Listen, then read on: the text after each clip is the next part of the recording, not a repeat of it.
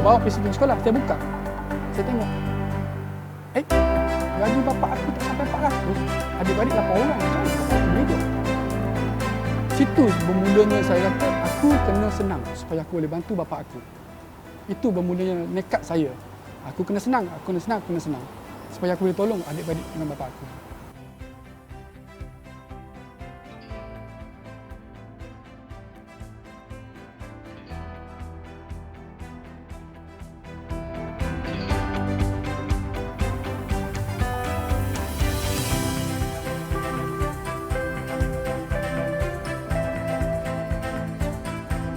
Cabaran kami yang paling awal adalah pencabaran modal.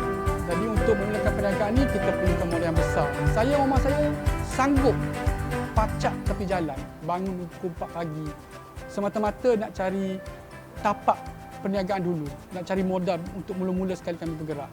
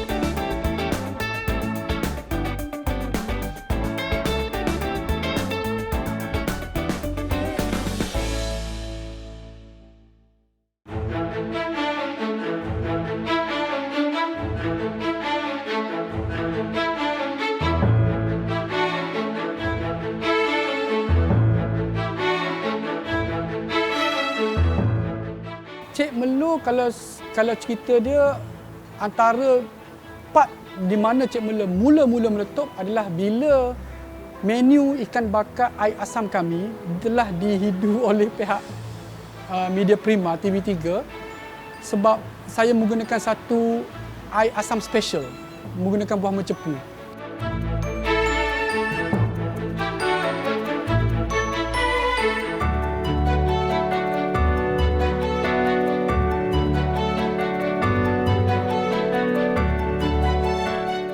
Majalah 3 nak buat satu slot untuk kami.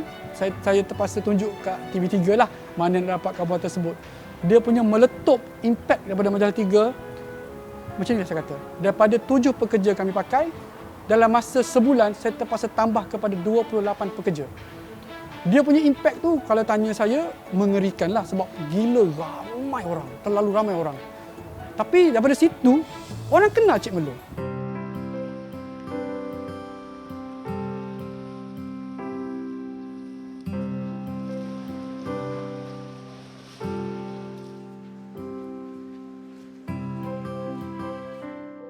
Saya ada 8 adik-beradik. Saya masih ingat lagi masa saya darjah 6 ke form 1, saya perlukan payslip dari bapak saya. Bapak saya semua kerani di Jabatan Kerajaan. Saya bawa payslip pergi sekolah, saya buka. Saya tengok. Gaji bapak aku tak sampai 400. Adik-beradik 8 orang. Macam mana bapak aku boleh hidup? Situ bermulanya saya kata, aku kena senang supaya aku boleh bantu bapak aku. Itu bermulanya nekat saya. Aku kena senang. Supaya aku boleh tolong adik-beradik dengan bapa aku.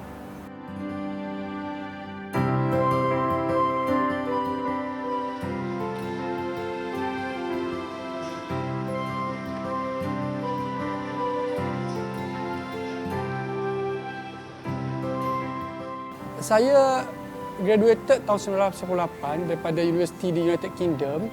Saya balik ke Malaysia pada tahun 98, gawat teruk. Jadi bila kita tak minat accounting, kita pun mula cari kerja yang tak berkaitan dengan accounting. Saya jadi pensyarah, jadi pengurus institusi dan akhir sekali saya pegang jawatan sebagai pengurus di syarikat pengurusan properti. Selepas 10 tahun bekerja, saya rasa saya kena buat sesuatu breakthrough lah because kita bekerja ni, kita tunggu gaji, kita tunggu kenaikan gaji, kita tunggu bonus, duit tak cukup. Saya pun bincang dengan isteri saya, why not kita cuba buat bisnes kecil-kecilan dululah. Pada mulanya saya bermula dengan Bazar Ramadan dulu. Bazar Ramadan, setiap kali Ramadan, saya akan masuk nama dalam tapak-tapak bazar di Kuala Lumpur ni, kalau berjaya saya terus berniaga ayam bakar masa tu.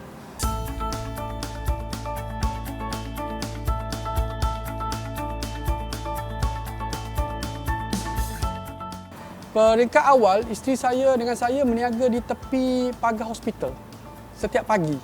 Kami buat nasi kerabu, nasi lemak, nasi belauk Kelantan, macam-macam kami buat. Masa tu kita nampak lebih bagus income dia, tapi time limited sebab kita buat pagi saja.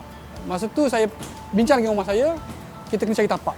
Jumpa satu tapak atas recommendation daripada kawan-kawan jugalah, pacak buah pokok. Sebenarnya Cik Melo ni mula bisnesnya saya yang start dulu. So lepas tu saya berhenti kerja. Masa saya berhenti kerja tu bos cakap dengan saya tau, dia macam kecil hati dengan saya sebab saya dah tinggalkan dia lah. Lepas tu dia kata dengan dia, bos saya Cina tau lelaki. Dia tanya dengan saya, nak buat apa? Saya nak jual nasi.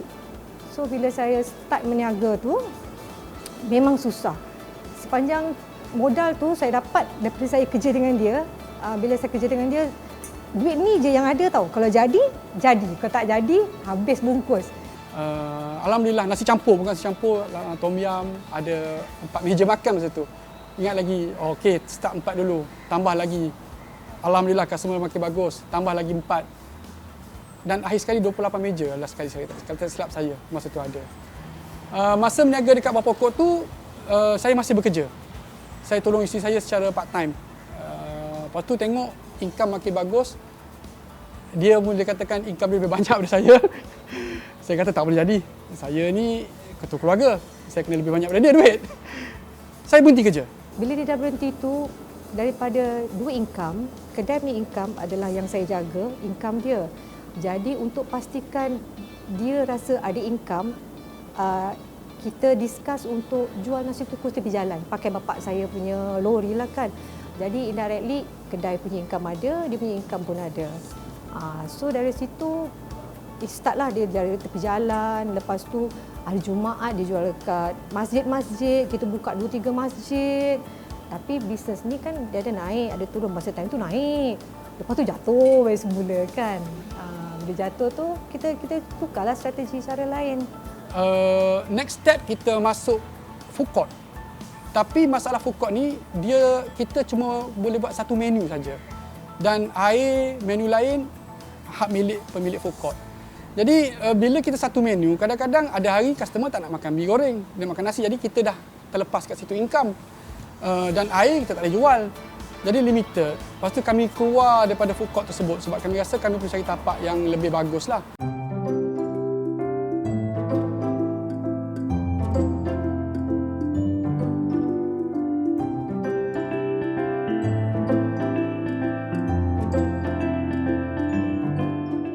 Peringkat awal perniagaan saya pakai nama Sri Tradisi.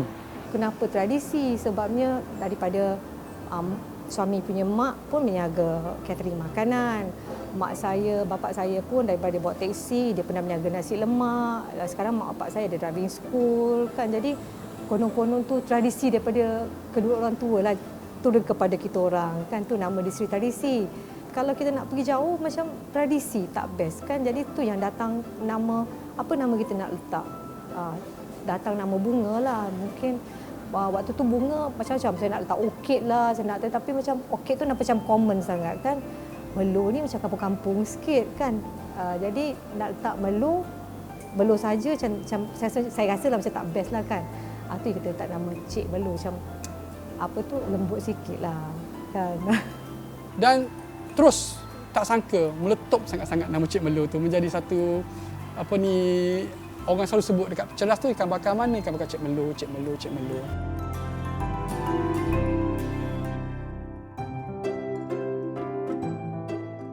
Pada mulanya dalam ikan bakar adalah merupakan salah satu menu dalam nasi campur kami.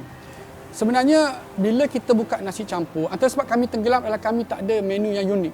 Saya kena cari satu killer menu supaya orang kenal nama kita dan bila kita ke mana-mana kita buka, orang tahu kita punya specialties. Tapi sebenarnya mula-mula kita jual ikan bakar tak jadi pun. Tapi dah kita cakap, kita nak fokus pada benda tu. Jadi kita cuba macam-macam tau. Bakar cara macam ni lah. Letak bumbu macam ni lah. Letak macam ni lah. Macam-macam cara lah kan. Sampai satu cara, kita rasa macam customer suka. cara ni kita stick kepada cara tu, ikan bakar tu. Jadi dari situ datangnya macam mana boleh jual ikan bakar, sebab kita nak orang tahu kedai kita jual apa. Specialnya ikan bakar kami yang kami cuma banyak tekankan, bukan lebih tekankan kepada ikan talapia merah. Sebabnya sebab saya ikan talapia merah ni special sebenarnya. Cuma untuk orang yang berbahasa Tionghoa, dia tahu ikan talapia merah ni satu ikan yang sedap. Ikan air tawar yang bagus. Cuma orang kita tak nak makan ikan air tawar. Dengan rempah yang saya ada, dengan air asam special kami itu, saya fokus pada itu saja. Alhamdulillah, sebelum PKP lah, kita cerita sebelum PKP tu hari, kami pernah cecah sehingga 100 kilo ikan talapia merah sehari. Okay, saya kenal Cik Melo ni saya rasa dalam 2016 ke 2017. Masa tu first time saya datang, kita dapat rasa makanan bakar, iaitu ikan bakar lah. Sebab saya orang Melaka, bila nak makan ikan bakar ni of course lah, nak cari yang paling sedap sekali. Memang saya agak cerewet buat makan. Bila jumpa Cik Melo ni, terus lekat sekarang dah 2021. Memang terlalu lama kita lekat. So menu yang saya favourite kat Cik Melo ni, ikan bakar dia, set ikan bakar dia. Masya Allah, luar biasa.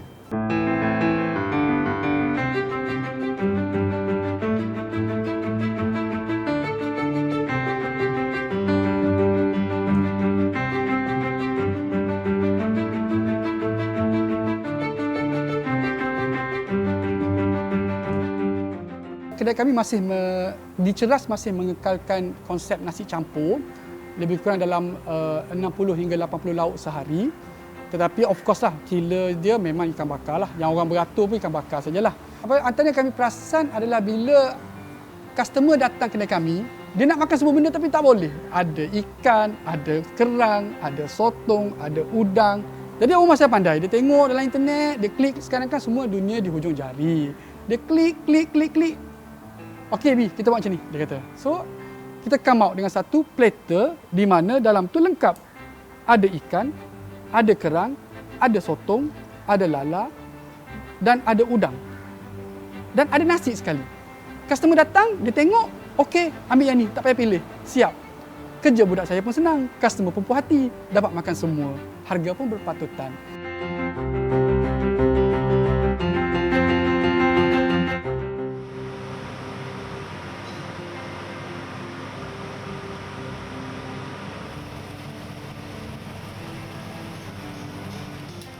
Saya teliti buat ikan lah. Ikan kat Cik Melo ni satu dia fresh. Kita rasa kita dapat rasa manis ikan tu. Nak cakap tak tahu, kena datang sini kat Cik Melo. Sebab apa? Yang keduanya, Cik Melo ni dia ada platter. Dia ada platter dia. Minta maaf dengan izin lah. Dengan platter dia ada set-set yang tertentu. Jadi dengan set-set tu mudah. Macam family saya nak makan, saya nak makan. Ada banyak hidangan kat situ. Tak payah nak ambil perbanyak lauk-lauk yang lain.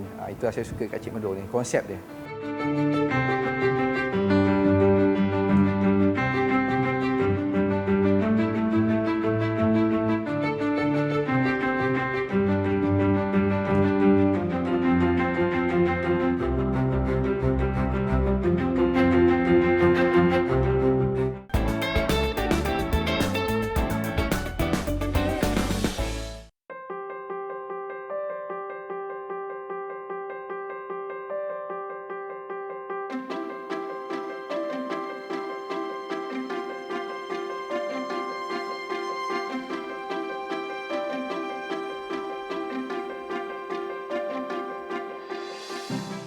Bercakap pasal persepsi, saya ni dah lama dah selalu dapat persepsi macam-macam.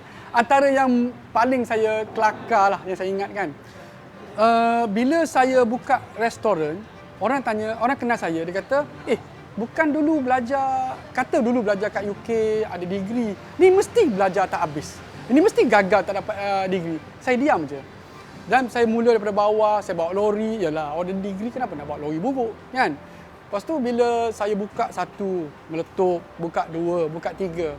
Orang yang sama pula cakap, dia bolehlah buka kedai banyak-banyak. Dia pandai, dia ada degree, dia belajar kat UK. Saya macam, tak apalah. Itu saya tak boleh halang orang bercakap. Yang saya tahu, jalan terus, buat kerja saja.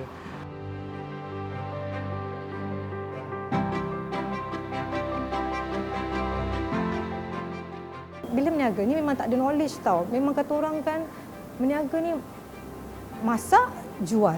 So waktu tu cabaran dia banyak lah sebab kita tak pandai, kita tak ada experience. Jadi kita hanya try and error. So saya rasa dalam 1 tahun jugalah kita try and error macam tu. Jadi bila kita dah tengok macam satu benda yang kita boleh tangkap, contohnya macam okey kita buat cara macam ni. Bila dah buat cara macam ni kita nampak macam boleh, kita follow yang tu lah. Tapi bila bisnes ni once you dah meningkat, macam saya kata tadi kan halangan kan, kita follow satu cara, tapi sampai satu masa kadang-kadang bisnes tu dia naik, kadang-kadang dia turun kan. So dia bisnes memang macam ni, ada masa ada naik, ada masa ada turun. So bila turun fikir baik semula lagi macam nak solve problem tu. Cabaran kami yang paling awal adalah pencabaran modal. Jadi untuk memulakan perniagaan ni kita perlukan modal yang besar. Nak masuk restoran, nak ada deposit, nak buat renovation, nak beli peralatan semua sekali. Itu cabaran untuk semua peniaga-peniaga kita. Modal memang tak ada. Saya, mama saya sanggup pacak tepi jalan, bangun pukul 4 pagi. Semata-mata nak cari tapak perniagaan dulu. Nak cari modal untuk mula-mula sekali kami bergerak. Dari situ kita berjimat-jimat, kita cantikkan kita punya income dulu. Kita besarkan secara berperingkat-peringkat. Bila kita besar, kita dah ada banyak cawangan. Cabaran yang biasa kita hadapi adalah cabaran pekerja. Sebab bila kedai makan ni, dia kurang minat sikit orang kita nak bekerja. Yalah, kerja kedai makan. Jadi kami terpaksa rangkakan satu plan income pada diorang supaya diorang boleh nak kerja dengan Cik Melo, nak duduk lama dengan Cik Melo.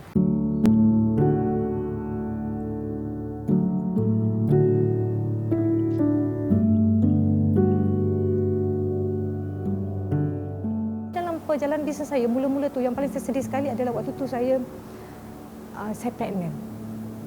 Anak nombor 2 lah.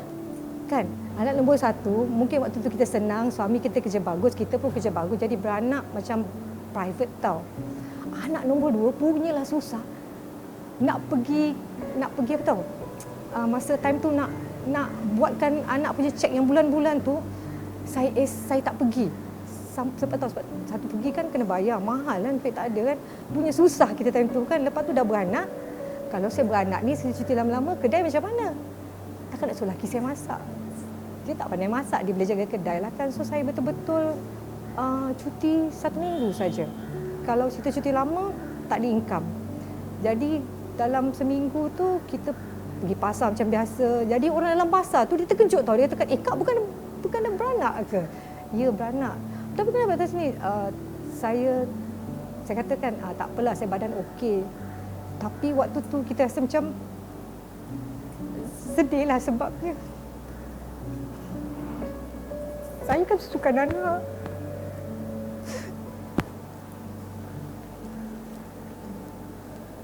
Bengkak susu. Kita nak kena masak. Jadi bengkak susu tu saya macam, suami saya kata dengan suami saya tak tahan lah, saya nak balik sebab bengkak kan. Jadi dah lah beranak 1 minggu, bengkak susu lagi. Lepas tu bila balik kita buat kereta tau. Bila kita buat kereta memanglah beranak normal, tapi you tekan brake apa semua tu dia macam sakit badan tu. So dalam kereta saya macam nangis-nangis. Saya kata kenapa saya susah sangat macam ni sampai kena macam, memang susah. Tapi saya kata saya kena buat ni juga sebab kalau saya tak masak, kedai tak ada income. Bila income tak ada, kita nak bayar hutang semua macam mana, rumah, kereta kan. Jadi masa tu saya dengan bekerja, lepas tu malam kerja kedai, balik lambat, pagi dah kena keluar balik. Banyak benda. Lahirlah anak kedua tersebut. Punya saya sibuk fokus pada kedai, saya abaikan anak nombor 2. Dan bukan saya lah, isteri saya pun sama. Sebab isteri saya kena masak. Masa isteri saya tukar masak, saya kena urus kedai, kena pergi kerja. Alhamdulillah kami mampu bayar maid lah, orang gaji. Jadi anak kedua ni dia terlalu rapat dengan maid. Anak kedua tak nak dengan saya. Oh sedih masa tu, macam aku anak aku tapi aku tak rapat sangat. Sampai umur dia 5 tahun dia masih lagi tak berapa ngam dengan saya. Tapi alhamdulillah bila masuk tahun ke-6 saya rasa sedar benda tu saya dah silap. Saya cakap dengan rumah saya, okey sekarang kita kena fokus balik pada family lah. Masa tu kedai pun dah okey. Alhamdulillah kami berjaya. Kami rapat semula lah, tapi memang kelakar lah. Seorang anak tak nak pada bapak dia sendiri.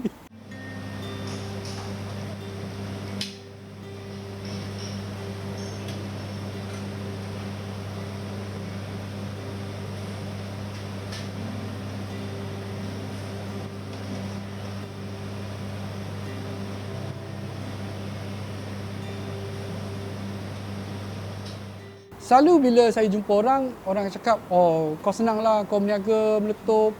Saya macam senyum, saya mampu senyum saja. Sebenarnya perniagaan ni bukan satu benda yang orang kata buka kedai, ramai orang datang, terus senang. Kalau tak semua orang lah, berniaga tak adalah orang nak kerja.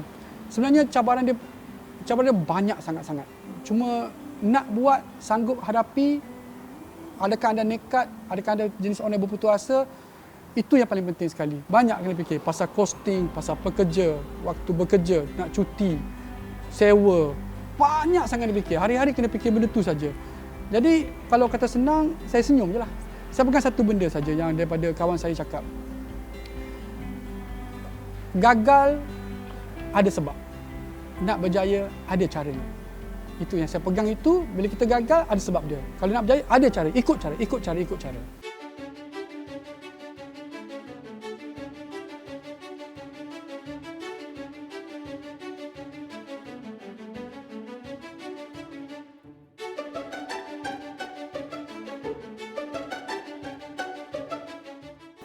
Menu satu lagi yang baru kita perkenalkan adalah daging bakar singa joget. Kenapa singa joget? Sebenarnya saya pelik kenapa nak buat nama singa harimau menangis. Kita tengah makan seronok nak menangis. Jadi saya datang dengan satu benda yang lebih gembira lah, lebih senang hati. Makan kenyang senang hati. Daging bakar singa joget. Apa specialnya daging bakar singa joget? Sebab kami pakai daging bahagian tenderloin, batang pinang. Daging paling lembut, paling mahal, paling kurang lemak. Teknik penyediaan kalau orang cakap tak percaya, memang simple sangat-sangat. Saya cuma daging tu dihiris nipis, keping-keping nipis. Saya cuma perapkan dia dengan kicap manis, gula dan garam saja. Sebab daging tu dah lembut, daging tu daging yang bagus. Tak perlu rosakkan rasa daging tersebut. Kacau gaus sebati, perap lebih kurang dalam 1 jam 2 jam. Satu malam pun boleh, tak ada masalah. Tapi penyimpanan mesti cantik lah, sejuk lah. Lepas tu, just masak atas minyak macam biasa, sauté. Jangan lama sebab daging tu daging dah lembut. Kalau masak lama, you hilang rasa manis daging tersebut. Itu saja.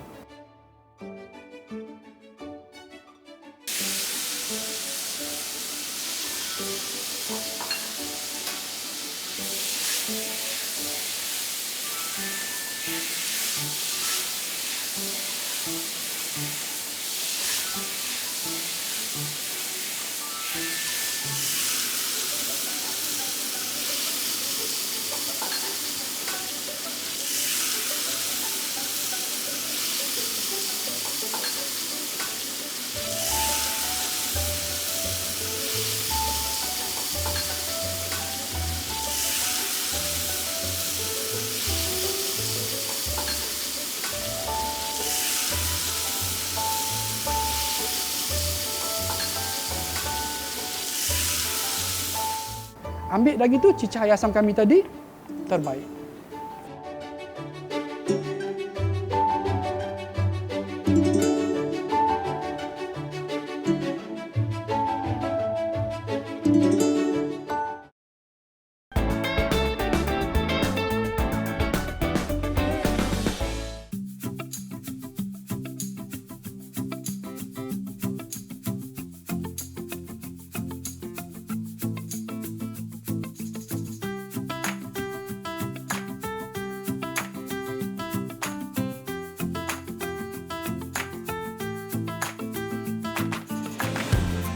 Ikan bakar kami biasanya first yang paling penting adalah kesegaran ikan tersebut lah.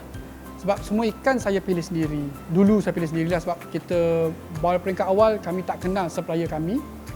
Macam ikan tilapia biasanya dia akan sampai yang hidup di pasar lah. Saya akan pilih-pilih ikut saiz saya.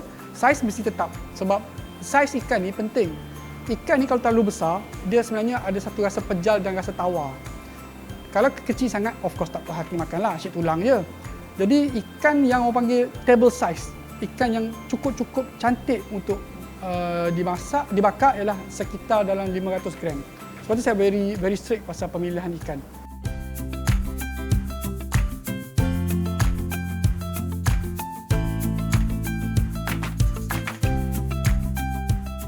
Kami pakai rempah yang sambal yang dicurah atas ikan. Jadi rempah tu kami buat sendiri. Hasil daripada inovasi dan tirubasi isteri saya lah. Macam saya cerita tadi, saya sanggup bawa kereta sampai ke Johor balik hari semata-mata nak tengok apa resepi yang diorang pakai, apa teknik yang diorang pakai, apa bahan-bahan yang perlu dimasukkan. Dan terhasillah satu rempah yang special yang Cik Melo je ada.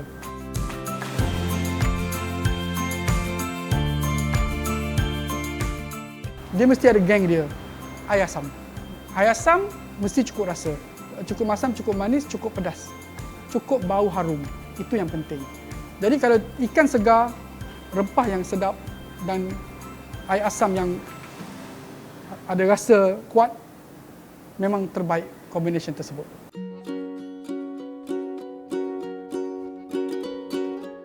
Bahan-bahan yang diperlukan untuk buat ikan bakar, seperti biasa saya guna ikan tilapia merah lah sebab saya tahu ikan tu memang sedap sebenarnya. Cuma orang tak berani try buat ikan tawar. Bahan-bahan lain adalah cili giling, bawang putih, bawang merah. Lepas tu saya letakkan lengkuas, halia dan air asam jawa untuk buat rempah dia sahaja.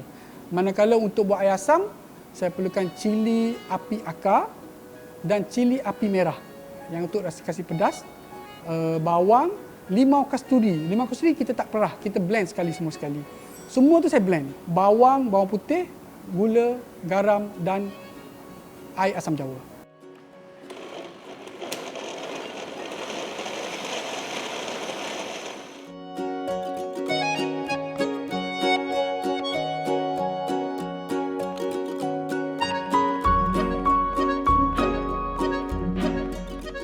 Untuk buat bumbu ikan, untuk rempah ikan tersebut, semua bahan-bahan tadi, bawang putih, bawang, lengkuas, serai, semua kita potong kecil-kecil, kita blend.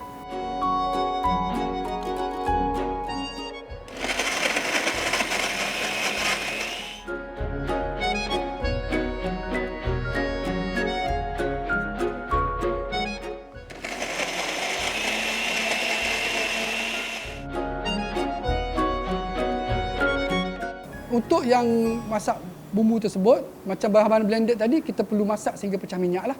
Supaya masak, sehingga bau dia tu dah menjadi satu bau yang tak tengik. Bau dia wangi sedap, just sedap-sedap bau je.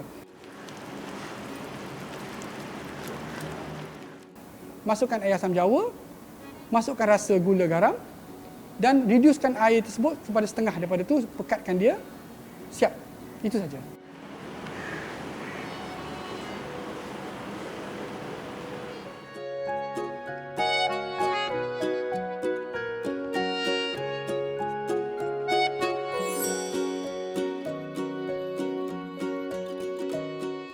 Cara untuk bakar ikan senang. Ikan tu mesti bersih dan mesti segar. Kelar ikan tersebut supaya air rempah boleh masuk ke dalam ikan tersebut. Letak daun pisang. Kita guna kuali biasa, kita panggil pan seared. Cukup. Letak minyak sedikit, letak daun pisang, letak ikan tu. Untuk wangikan dia. Lepas tu, bila dah masak, letak daun pisang semula, pusingkan ikan tersebut.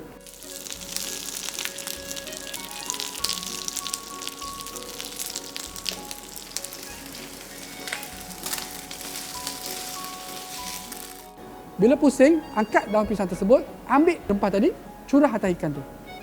Biarkan dia masak sendiri, baru kita angkat dan terus boleh hidangkan.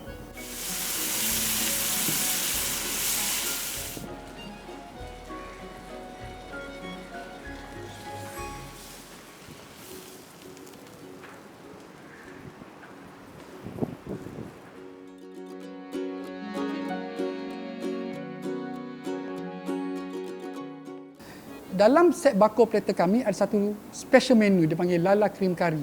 Terjadinya wujud lala cream curry ni because saya sebenarnya bila kita hidang ikan bakar dengan nasi mesti ada kuah. Saya rasa bosan, asyik-asyik tom yum ataupun sup, tom yum ataupun sup. Jadi saya buat satu benda baru. Saya nak masukkan unsur-unsur seafood juga, saya nak masukkan lala. Saya search dalam internet, banyak masalah guna clam chowder, macam-macam lah menggunakan krim. Saya ambil resepi tu, saya melayukan sedikit. Saya masukkan daun kari, saya guna susu cair, saya tumis guna bawang, saya tumis guna cili giling dan saya masukkan susu, saya masukkan lala. Gula, garam, cukup. Itu saja. Very simple tapi rasa sedap, lembut. Anak-anak pun boleh makan.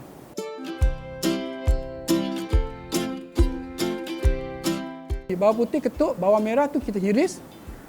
cili kering kita blend, ambil sedikit saja untuk kasihkan warna dia merah dan dan bersihkan daun kari.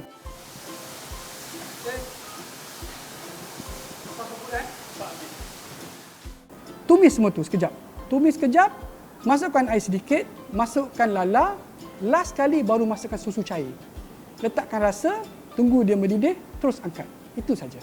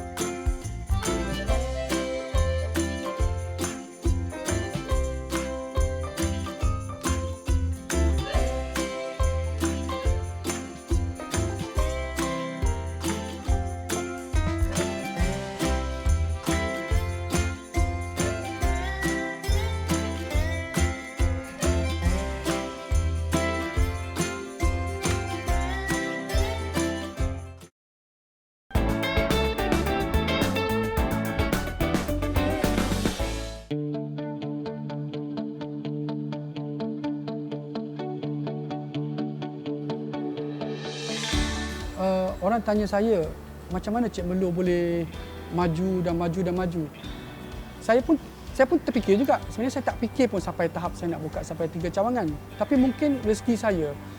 Saya dibesarkan dalam keluarga susah. Saya terpaksa fikir untuk keluarga saya dulu.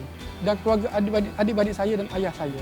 Bila saya berniaga, saya bukan fikir saya nak kaya. Saya fikir untuk tolong mereka. Sebab saya tak nak mereka rasa susah seperti saya susah. Jadi saya terpaksa dahulukan mereka dulu. Kadang-kadang saya rasa macam, banyak yang kena keluarkan. Tapi saya rasa, aku kena keluarkan banyak. Aku kena tolong dia. Sebab saya punya pendapat senang saja. Kau kena tolong orang, baru kau boleh berjaya. Sebab kata orang putih, you have to give and take. Dia bukan kata take dulu baru give. So bagi dulu, baru kita take. Dan Islam pun mengajar, kita kena derma, kita kena sedekah untuk kaya. Bukan kaya baru sedekah. Saya selalu pegangkan yang tu. Jadi bila adik-adik saya nak belajar, ayah saya nak berhenti kerja, saya pastikan dia punya apa bahagian saya bagi pada dia tu cukup. Abang Bob ni memang dia semua dia tolong lah. Adik-adik dia memang first lah. Saya baru habis belajar politek hari tu. Habis diploma itu, saya pun dia pun ajak saya terus tolong datang ni lah. Saya pun yelah daripada saya menganggur duduk saja buat apa kan. Saya datang tu, saya tolonglah dia kerja sekali, alhamdulillah lah, jaga kedai sini dekat Permaisuri ni. Bila saya tak nak adik-adik saya rasa susah macam saya tak nak mak bapak saya susah terpaksa bekerja sampai ketua. Saya kena pastikan jumlah saya bagi pada dia cukup supaya dia tak payah bekerja. Daripada situ saya nampak, bila saya makin senang berkembang, saya dapat pekerja yang baik, saya dapat tawaran buka cawangan baru, saya dapat kemudahan, itu semua saya termenung balik. Allahu Akbar. Itu yang saya buat semua ni, ini Allah bagi saya. Dan baru-baru ni saya dapat berita sedih daripada keluarga saya, adik ipar saya meninggal. Adik saya masa tu tengah sarap mengandung dan ada anak kecil 2 orang, hilang pendapatan. Saya terus cakap dengan saya, okey, untuk adik ni, untuk anak-anak dia, kita bayar sekolah dia. Jangan takut. Saya bayar dia semua. Alhamdulillah, saya cakap macam tu, masa PKP, memang kedai saya ada masalah, tak boleh makan, take away. Kota Damansara terpaksa tutup sebab tak ada customer. Tapi cukup duit tu. Duit tu cukup. Duit tu cukup untuk bayar semua orang. Ayah saya bertanggung jawab bapak mertua saya bayar juga adik saya, semua saya boleh bayar. Hutang saya pun selesai. Kadang-kadang saya fikir balik, tak logik ni. Tapi itulah kuasa Allah. Kita kena percaya.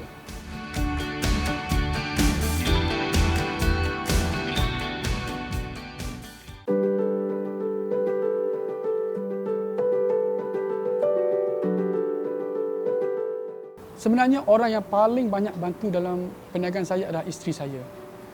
Mungkin kami satu kepala lah. Sebab dua-dua asal susah. Bapa dia pemandu taksi.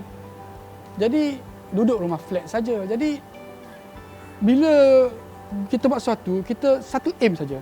Nak senangkan keluarga, nak senang keluarga. Jadi apa-apa berlaku, kalau saya susah, dia akan datang sebelah saya. Okay, you macam ni. Dia selalu comfortkan saya. Itu adalah sokongan paling kuat yang saya dapat daripada isteri saya. Okey, sebab kita kan bisnes kan, husband and wife. Cabaran dalam bisnes ni memang sentiasa adalah. Kadang-kadang saya ni pun emo juga. I tak nak berniaga macam ni, macam tension lah semua kan. Dia katakan, relax lah. Dia katakan, tak apa. Ini kita cuba solve kan. Kalau macam pada dia pula, kita nampak macam dia stres kan. Saya akan cakap dengan dia, apa kata kita buat macam ni? Kan? Yang dah jadi ni jadilah. Kita katakan, kita buat macam ni, kita tukar, buat benda macam ni, kan? Cuba je dulu. Kalau boleh kita cuba. Kalau tak boleh, kita ghostan cara lain pula. Jadi maknanya setiap kita orang tu memang kena support. Sebab apa tahu, bisnes ni bisnes kita dua orang. Jadi saya kena support dia kena support saya. Apa-apa pun kalau kita rasa macam kita nak down, selalu down sebenarnya bisnes kan. Tapi bila down tu kita tak down lama-lama. Kita cepat kita tukar. Sebab apa tahu, kalau lama-lama nanti dia efek negatif dalam diri kita dua orang kan. So apa-apa yang berlaku tu mesti ada hikmah. Dia sentiasa backup saya. Dia sentiasa datang dengan idea yang bagus. Dia lebih pada strategi, saya lebih pada implementation. Mungkin sebab saya lebih tegas dengan pekerja, saya boleh nampak betul dari segi operation. Mungkin sebab saya pernah jadi bekerja sebagai pengurus. Dia pula suka kaji, suka tengok orang berjaya, apa orang berjaya itu buat. Jadi backup sokongan yang paling kuat daripada isteri saya sendiri.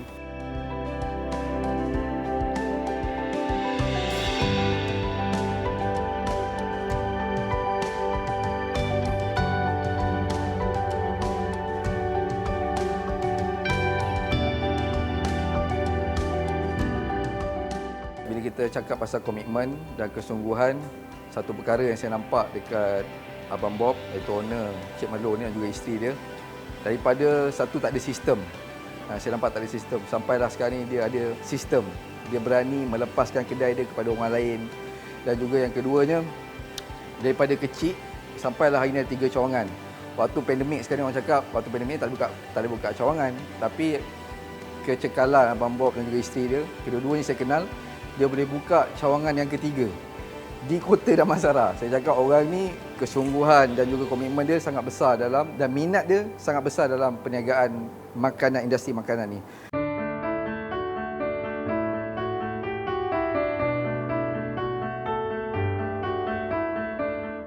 Perancangan Cik Melo di masa depan.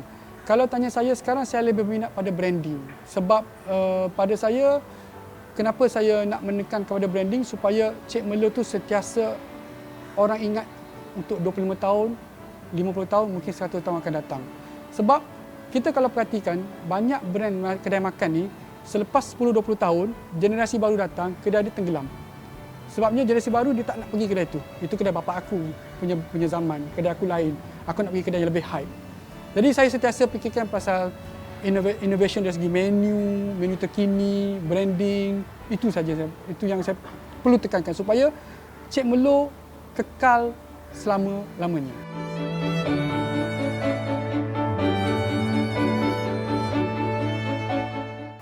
Untuk tips untuk kawan-kawan peniaga baru, saya suka sebut kawan-kawan sebab dia peniaga sama saya, sebab saya pernah mengalami pada awal. Yang pertama sekali, yang penting jaga kos. Itu yang paling penting sekali. Mesti berniaga mesti kena ada untung. Maknanya kalau tak untung, ada something wrong, tak betul kat situ. Jaga kos. Bos kena tahu semua, tapi bos tak perlu buat semua. Maknanya bila ada sampai satu masa, bos kena ada pekerja. Tapi bos kena tahu apa pekerja dia buat. Yang ketiga, kena try to be unique. Supaya orang kenal kita. Kalau setakat buka burger apa? Burger lah. Janganlah macam tu. So, cari.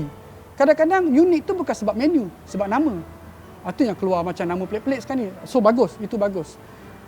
Costing, muat menu, promosi. Jangan tinggalkan promosi. Sebab dunia sekarang, orang, kalau dulu orang cakap, alah kau masak sedap-sedap buka dalam hutan pun orang pergi. Ya, dulu. Dulu ya. Sekarang tak. Sekarang kalau ada 2 kedai, kalau orang tu kata kedai A ni sedap, kedai B ni kurang sedap. Tapi kalau kedai B dia pandai menggunakan sosmed tu, orang akan buka handphone, dia check. Tak. Kedai apa lebih viral, dia akan tengok kedai B keluar dulu. Dia akan pergi kedai B.